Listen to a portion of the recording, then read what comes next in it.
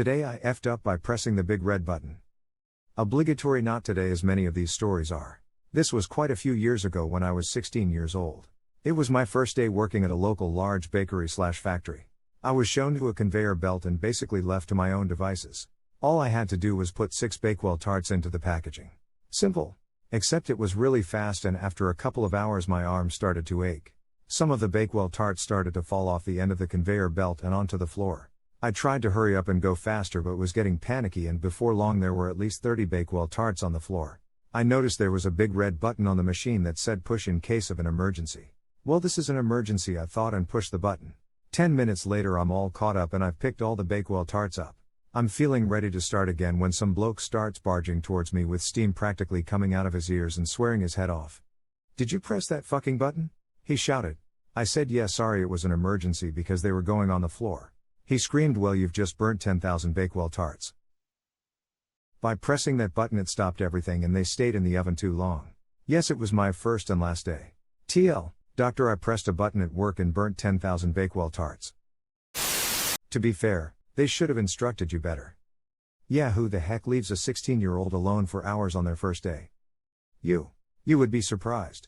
Even grown men who were once themselves 16-year-old boys seem to completely forget that they didn't know how to do much at that age either. Or at least that you have to tell people what to do at their job. Yep, I was once told what to do at a job and everyone was headed out. I asked what to do at closing. Manager looked confused at me and goes, "You closed then left with everyone else." Apparently I did it right or close enough, cause I worked there for a couple more years. I just guessed. Thankfully it didn't involve machines. Just money and other valuables. What a useless manager, SMH. I guess whoever trained them told them you manage. She wasn't the brightest crayon in the box. Ah, I see. She wasn't the sharpest bulb in the drawer. Not the smoothest criminal in the county. "Annie, are you okay? Are you okay, Annie?" "I'll take that." So they left you alone with a big red emergency button and didn't tell you what it did. Yes, they probably told the next person though. "This button here burns 10. Oh, Bakewell tarts. Never, ever press it. And this big pink button we got here will cause 10 million people to become constipated. Presses button repeatedly." Just kidding, it's actually the diarrhea button. Rapidly presses button repeatedly. "Please stop, I can't take it anymore." Presses button furiously while on phone. "Lucy? Lol, no, but at least I'm not the only one who has done this." They're referring to this iconic scene of I Love Lucy. I remember when they did a parody of this on Drake and Josh lol. Punnily titled, "I Love Sushi." I lost it at the 10,000 Bakewell tarts. Now he has to eat them all. Some say that he is still eating those to this day. They're black though, they've become too bad. Maybe better.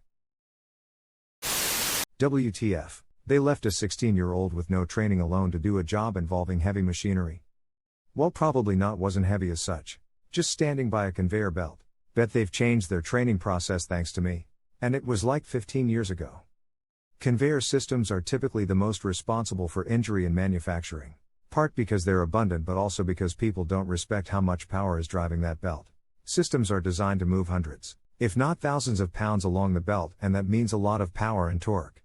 Unless you're at a job post where there are lasers gating access to the belt area, it's really not a safe area. If you get your finger caught between belt drives or stuck between the belt and edge, you can usually say goodbye to that finger. TL, doctor, pretend everything on a manufacturing floor can kill you because it most likely can. TL, doctor, pretend everything on a manufacturing floor can kill you because it most likely can. It is like driving. It is easy to forget that not taking it seriously could easily kill you or someone else. We are around cars so much we forget how serious an activity driving really is.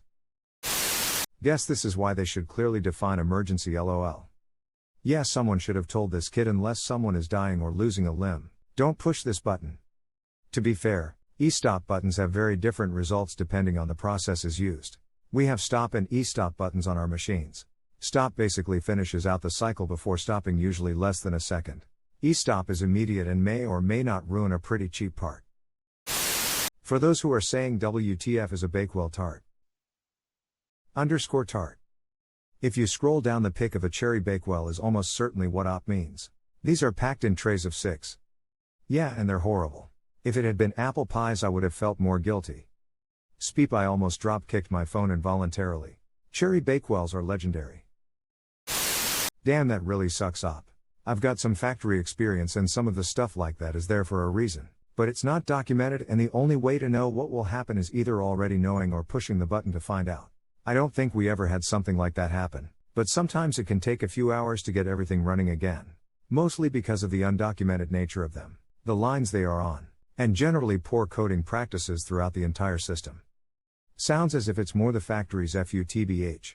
Either for not training op properly and telling them do not press any buttons at all. If you are struggling to keep up, do what op should have done. Or for not labeling the button with do not push.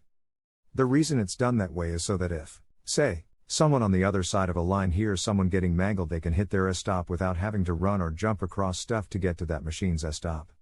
Makes more sense if you see a big assembly line. Also, putting do not push on an S-stop would be a huge safety violation. So not only would OSHA ride that ass, the company would also be wholly responsible for injuries and possibly punitive damages on top of that. People working on lines like that need to be told what's up though. Thankfully people don't last too long if they hit it because they want a break. Yes, that actually happened to my crew. Safety is paramount in factories. It can take just a second for someone to be maimed or killed. Hell, my company would fire you on the spot if we were caught working on anything electrical over 24 volts without our full arc flash getup. So you better believe I had my locks, documentation, full face shield, rubber gloves, and my sleeves rolled down and buttoned before I opened that cabinet to restart the computer. Yes, more dumb crap. Fair enough, then I've never worked in a factory, so thanks for enlightening me. Though in that case, what should op have done if they were struggling physically to keep up? Not really much he could have done other than call someone over for help.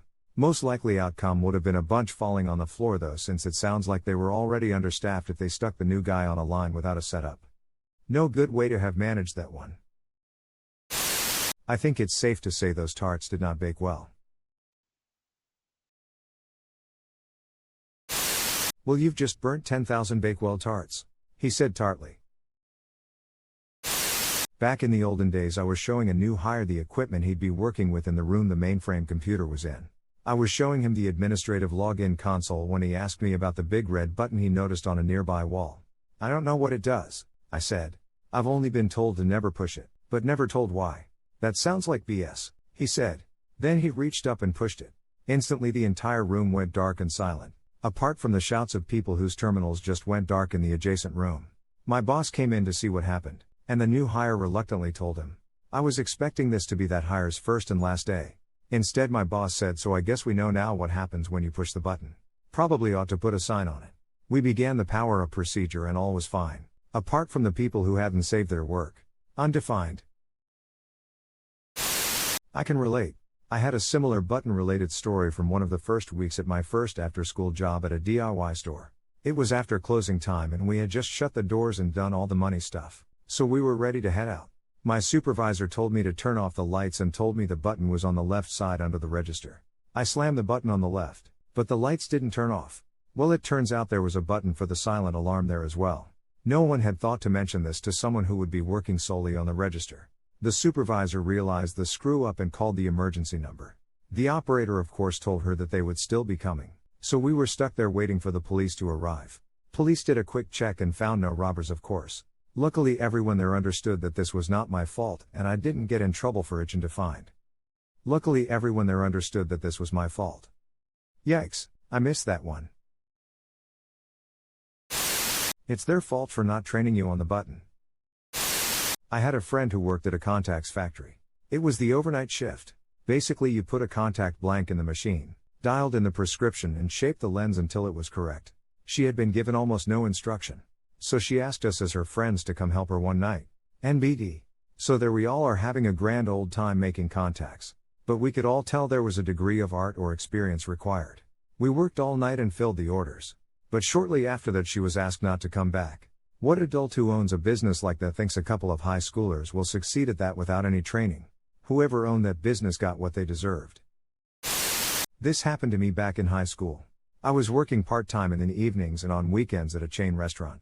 A couple of our other locations had been robbed and the entire staff was locked in the walk-in cooler while the registers and safe were cleaned out.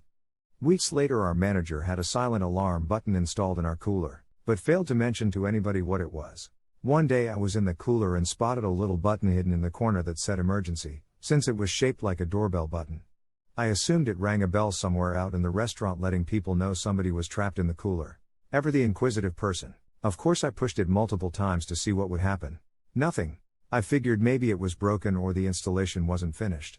And went on about my business.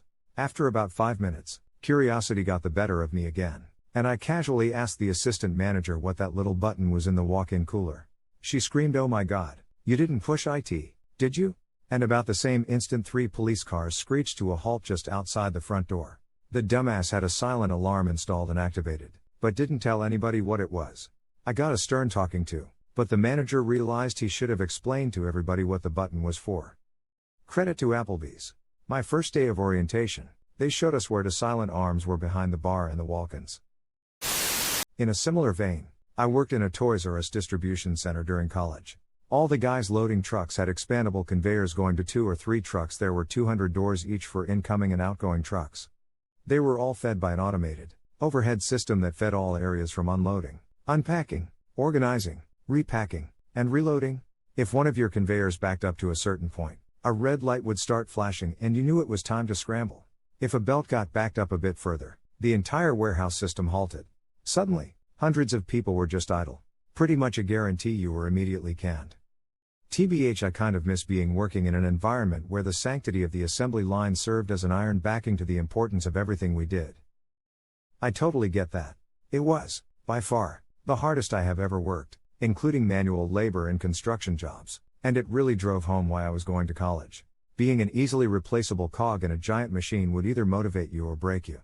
I enjoyed being able to let my brain do its thing while my body played Tetris.